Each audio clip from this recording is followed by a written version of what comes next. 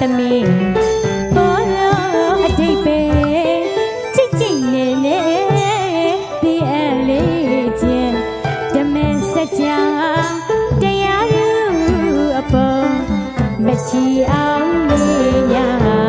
အမှန်ပူဇော်တရားခဲ့ရဲ့အနာခဲ့ရဲ့သောတာပန်ဧကန်ဒီကြတော့တရားခဲ့ရဲ့အနာခဲ့ရဲ့သောတာပန်ဧကန်ဒီကြတော့တင်းချေမရင်မတွက်နိုင်ခိုင်